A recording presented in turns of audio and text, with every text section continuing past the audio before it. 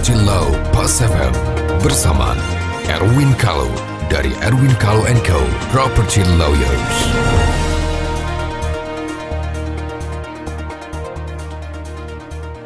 Mitra bisnis Pas FM, kita berjumpa lagi dalam acara Property Law. Saya Erwin Kalau dari Erwin Kalau & Co. Property Lawyers.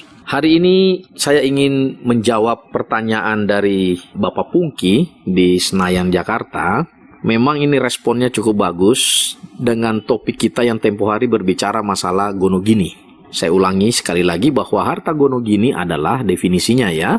Harta gonogini adalah harta milik bersama antara suami dan istri yang dihasilkan bersama-sama selama masa perkawinan.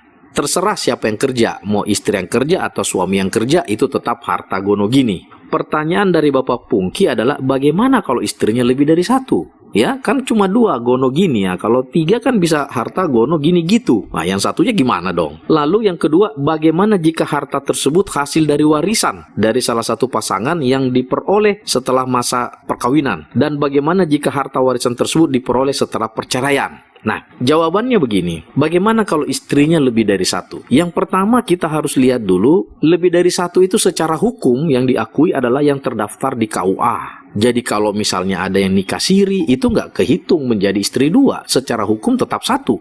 Ya, nikah siri apa semua. Biasanya kalau poligami begitu, misalnya lebih dari 1, itu biasanya harus ada permohonan ke pengadilan. Karena KUA pasti kalau yang resmi ya. Jadi kalau pengertian Pak Pungki lebih dari 1 ini pengertian hukumnya adalah dua-duanya resmi. Kalau misalnya itu satunya nikah siri atau yang kedua nikah siri, itu nggak terhitung, tetap dihitung 1. Nah kalau 2 berarti dia dua-duanya resmi. Kalau dua-duanya resmi itu nanti pengadilan yang akan mengabulkan apakah itu sah atau tidak perkawinannya, atau dia permohon ke KUA. KUA pasti minta ini dulu, ada beberapa persyaratan-persyaratan ya. Tetapi biasanya kalau misalnya dua-duanya resmi, kalau misalnya itu dilihat lahir di masa perkawinannya siapa. Misalnya ada rumah yang mau dijual, biasanya kan minta persetujuan suami dan istri. Nah kalau misalnya rumah yang dijual itu adalah rumah yang lahir pada perkawinan pertama, cukup persetujuan istri pertama. Tidak perlu persetujuan istri kedua, karena kan dia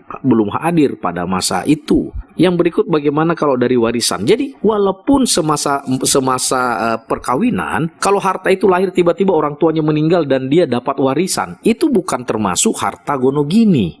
Ya, ataukah hibah dari orang tuanya, itu bukan gonogini, karena pengertian gonogini itu harta bersama yang dihasilkan bersama-sama. Terlepas siapa yang bekerja, dihasilkan bersama-sama semasa masa perkawinan. Jadi walaupun semasa-masa perkawinan ada salah satu pihak istri atau suami mendapatkan warisan, rumah atau tanah, itu tidak termasuk harta gonogini yang dibagi. Nah, pertanyaan berikut dari Pak Pungki, bagaimana kalau warisan diperoleh secara perceraian? Ya nggak ada, lebih-lebih nggak ada hubungannya dong, orang sudah cerai kok, ya kan? Ya.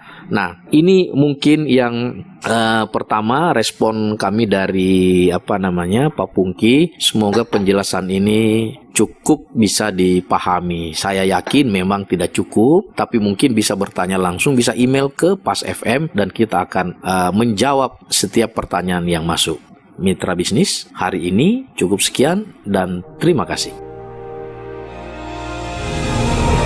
Nantikan Property Law Pas FM berikutnya.